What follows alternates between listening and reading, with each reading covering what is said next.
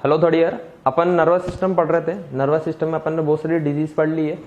आज अपन डिस्कस करने वाले हैं एपिलेप्सी के बारे में। एपिलेप्सी इंपॉर्टेंट डिजीज है, एग्जाम के पर्पज से भी बहुत इंपॉर्टेंट है। तो बात करते हैं हम एपिलेप्सी की कि भाई एपिलेप्सी हम किसको कहेंगे, है ना। एपिलेप्सी की हम पूरी डिजीज पढ़ेंगे, इसका नर्सिंग मैनेजमेंट क्या होगा, नर्सिंग के पर्पज क्या होंगे, है ना। और इसके बाद कि भाई एपिलेप्सी किसको कहते हैं ये हम देखते हैं। एपिलेप्सी की अगर अपन डेफिनेशन देखें तो एपिलेप्सी क्या कहेगी कि भी रिपीटेटिव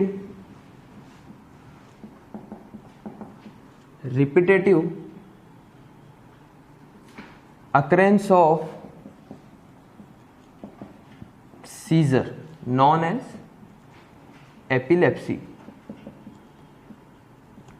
एपिलेप्सी किसे कहा हमने कि भाई रिपीटेटिव अकरेंस ऑफ सीजर, इसको क्या बोलेंगे अपन, एपिलेप्सी बोलेंगे। कि भाई सीजर का बार बार आना, रिपीटेटिव मतलब बार बार, अकरेंस यानी कि होना, कि सीजर का बार बार होना ही हमने इसको क्या बोला, एपिलेप्सी बोला। अब बात अपन ने ये तो जान ली कि भाई बार बार सीजर आ रहे हैं, उसके होने को अपन ने क्या बोला, एपिलेप्सी बोला। अब बात कि भाई सीजर किसको बोलेंगे फिर, है ना। तो सीजर को भी अगर हम देखें, सीजर को अगर अपन डेफिनेशन देखें कि सीजर में क्या होता है कि increase brain electrical activity is known as seizure. Seizure की अगर अपन डेफिनेशन की बात करें कि सीजर हम किसको बोलेंगे कि भाई seizure increase brain electrical activity is known as, भाई जो हमारी ब्रेन की नॉर्मल इलेक्ट्रिकल एक्टिविटी चलती रहती है, जो इंपल्स आती है, जो हम इंपल्स जनरेट करते हैं कोई सी भी वर्क करने के लिए, इसमें क्या होता है, इस सीजर में हमारी ब्रेन की जो इलेक्ट्रिकल एक्टिविटी होती है वो क्या हो जाती है, बढ़ जाती है। अब बार बार अगर इलेक्ट्रिकल एक्टिविटी बढ़ रही है तो क्या होगा, सीजर होगा। बार बार सीजर आएंगे, अगर सीजर का रिपीटेटिव अकरेंस हो रहा है तो उस बीमारी को अपन क्या नाम दे देंगे, एपिलेप्सी दे देंगे। उस बीमारी को नाम क्या देंगे अपन, उसको एपिलेप्सी दे देंगे। बात समझ में नहीं आता। ये अपन ने क्या देखा इसकी डेफिनेशन कि भाई एपिलेप्सी किसको कहते हैं, सीजर किसको कहते हैं। इसके आगे दो टर्म और आती है, कन्वर्जन और एक आती है ट्रेमर। अपन बात करते हैं कन्वर्जन की कि भाई कन्वर्जन किसको कहेंगे।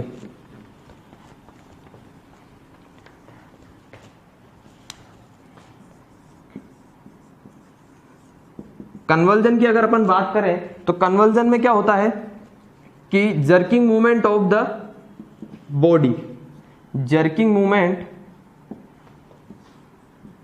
Movement of the body also known as fits.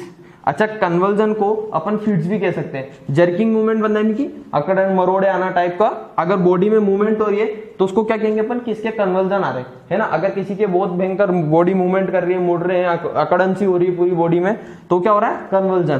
Convulsion को अपन ऑल्सो दूसरे नाम से किस नाम से जानते हैं, फीड्स के नाम से भी जानते हैं। किस नाम से जानते हैं, फीड्स। कन्वर्जन को अपन दूसरा नाम किस नाम से जानते हैं, फीड्स के नाम से भी जानते हैं। तो डेफिनेशन अपन ने एपिलेप्सी की देख ली कि भाई सीजर का क्या हो रहा है, बार बार अकरेंस हो रहा है। सीजर देख लिया कि भाई ब्रेन की जो इलेक्ट्रिकल एक्टिविटी है वो क्या हो रही है, बढ़ रही है। कन्वर्जन अपन देख लिया कि भाई jerking movement of the body known as convulsion, also known as fits. Convulsion को अपन किस दूसरे नाम से जानते हैं, फीड्स के नाम से भी जानते हैं। अब बात करते हैं अपन ट्रेमर की। इसमें एक और टर्म्स का यूज में लिया गया, ट्रेमर। ट्रेमर में क्या हो रहा है, ट्रेमर में हो रहा है increase activity in localised muscle group. Convulsion में क्या हो रहा है, जो हमारे लोकलाइज्ड मसल है, जैसे हाथ है, अगर हाथ अपने एक्टिविटी बढ़ रही है तो इसको क्या बोलेंगे अपन, ट्रेमर। किसके क्या आ रहे हैं, ट्रेमर आ रहे हैं, तो ट्रेमर को क्या कहेंगे, रिदमिक कॉन्ट्रैक्शन होगा ना, increase rhythmic contraction in localised muscle group. सिर्फ पर्टिकुलर किसी मसल्स में आएंगे, पर्टिकुलर जैसे हैंड की होगी, है ना, शोल्डर की होगी या फिर लेग्स की होगी। अगर इन पर्टिकुलर मसल्स में एक जगह आ रहे हैं, वहां की एक्टिविटी बढ़ रही है तो अपन उसको क्या कहेंगे, ट्रेमर। बात समझ में आई। ये अपन ने क्या देख ली, सारी डेफिनेशंस देख ली। अब इसके बाद बात करते हैं अपन इटियोलॉजी की कि भाई एपिलेप्सी क्यों हो रही है, क्या इटियोलॉजी है इसकी। तो इटियोलॉजी पहली तो क्या है, इसकी इडियोपैथिक है। क्या है, इडियोपैथिक, पता नहीं है। और अगर दूसरी बात देखें तो पॉजिटिव फैमिली हिस्ट्री, अगर किसी के फैमिली में अगर हो रहा है, किसी के दादा परदादा के एपिलेप्सी की बीमारी थी तो मे भी पॉसिबल कि उसके बच्चे या फिर पोते तक वो ट्रांसफर हो सकती है, देखा गया है ऐसे बहुत सारे केसों में। तो इसकी अगर अपन ईटियोलॉजी की बात करें तो वैसे तो क्या है, ये इडियोपैथिक है। और पॉजिटिव फैमिली हिस्ट्री,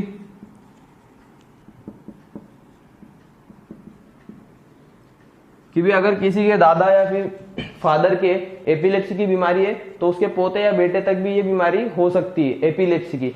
और अगर हम बात करें कि भाई ब्रेन में ट्यूमर बन जाना है ना, तो ये भी क्या हो सकता है, कोज हो सकता है, किसका, एपिलेप्सी का कोज हो सकता है ट्यूमर के बाद। उसके बाद अपन क्या बात करें, एनसेफेलाइटिस पढ़ा है अपन ने, एनसेफेलाइटिस भी क्या है, इसका एक कोज है। मेनिंजाइटिस, मेनिंजाइटिस भी अपन ने पढ़ा है ना, इन्फ्लेमेशन ऑफ ब्रेन की कवरिंग सेल्स है ना, कवरिंग लेयर।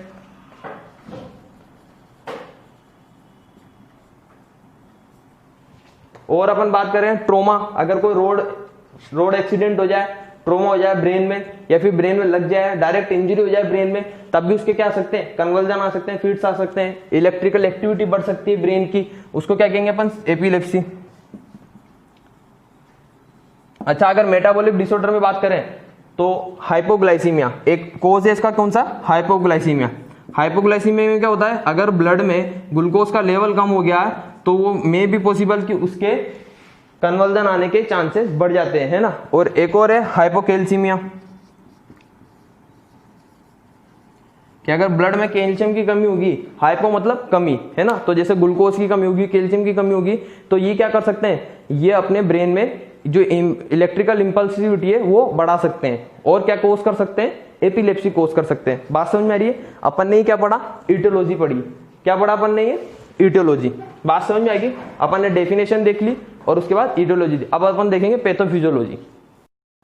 एपिलेप्सी की डेफिनेशन में देख ली थी कि भाई एपिलेप्सी हम किसको कहते हैं, कि भाई सीजर का रिपीटेटिव अकरेंस, हम उसको एपिलेप्सी कहते हैं। अब एपिलेप्सी के हमने कोज भी देख लेते हैं, ईटियोलॉजी भी देख ली थी कि भाई अगर किसी के फैमिली पॉजिटिव मतलब फैमिली हिस्ट्री हो एपिलेप्सी की, तो वो हो सकता है कि आने वाली पीढ़ियों में भी एपिलेप्सी हो जाए, है ना। मेटाबॉलिक कोज देखे थे, जिसमें मेटाबॉलिक में हमने हाइपोग्लाइसीमिया, हाइपोकैल्सीमिया, है ना, हाइपोनेट्रीमिया, ये सब क्या थे, मेटाबॉलिक कोज थे। इनके कारण अगर ब्लड में इनकी कमी हो जाती है तो वो भी एपिलेप्सी को आकर कर सकते हैं।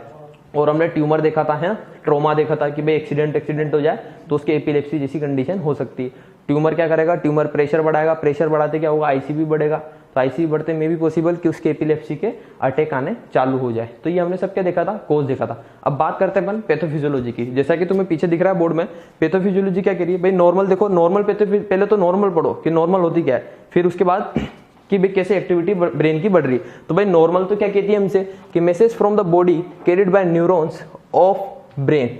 भाई हमारे जो क्या करते हैं, हमारी जो बॉडी मैसेज करती है, भाई हम जो भी कोई भी वर्क करते हैं तो हमारे ब्रेन में क्या जाता है, न्यूरॉन के द्वारा मैसेज जाता है कि भाई हमको ये काम करना है, ये चलना है, फिरना है, जो भी हो, कुछ भी एनीवन कुछ भी काम कर रहे हो अपन, तो हमारे ब्रेन के पास क्या जाती है, इंपल्स जाती है। किसके द्वारा जाती है, न्यूरॉन के द्वारा जाती है। फिर उसके बाद बाय मीन्स, इसका मतलब क्या है कि bye means of electrochemical energy that swipe along them, कि भाई जो न्यूरॉन्स के अंदर जो केमिकल एनर्जी चलती है उसको क्या कहते हैं अपन, इलेक्ट्रोकेमिकल एनर्जी।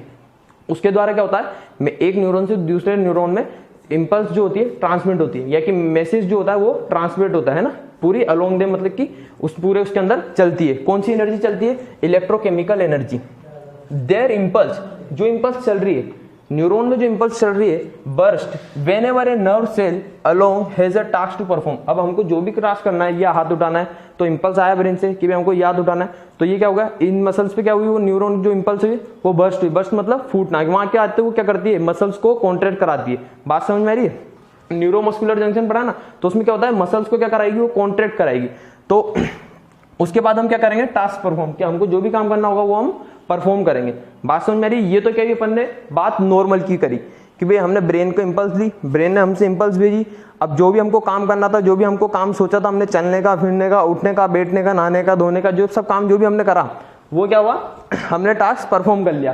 किसके द्वारा, इलेक्ट्रोकेमिकल एनर्जी के द्वारा। अब बात करते हैं अपन एपिलेप्सी के पैथोफिजियोलॉजी की, भाई एपिलेप्सी में हो क्या रहा है। एपिलेप्सी में क्या हो रहा है कि भाई नॉर्मल तो क्या होती है, इंपल्स बर्स्ट होती है और अपन अपना काम कर लेते हैं जो भी अपन को करना है।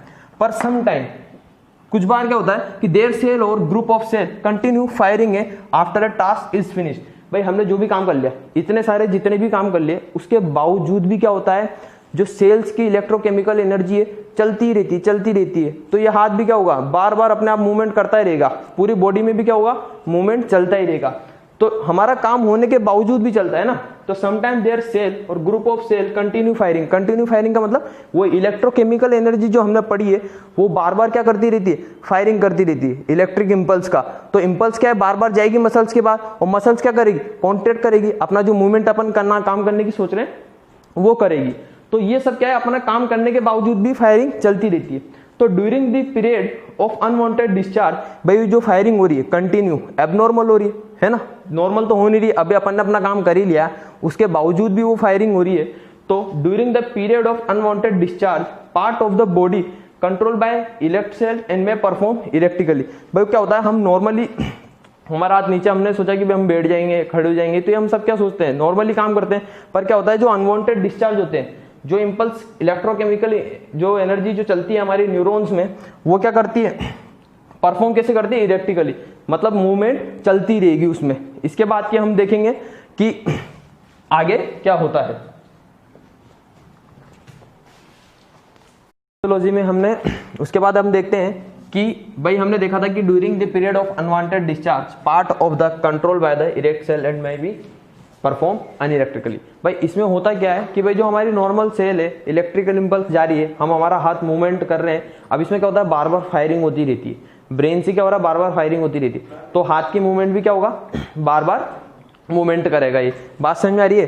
तो उसके बाद क्या होगा, resultant dysfunction range from mild to incapacitating of an unconsciousness. इसमें क्या होता है कि भाई ये जब बार बार ऐसी चीजें हो रही है, बार बार इंपल्स हमारे जो इलेक्ट्रोकेमिकल एनर्जी है बार बार ब्रेन से फायर हो रही है, तो उसके कारण क्या होगा, माइल्ड से इनकैपेसिटेटिंग यानी कि असमर्थ, है ना। तो इसमें क्या होगा, जो रेंज होगी हमारे, जो हमारे बॉडी की रेंज होगी वो क्या होगा, या तो माइल्ड होगी, है ना। और माइल्ड से कैसे हो जा सकता है आदमी, अनकॉन्शियसनेस में भी जा सकता है आदमी।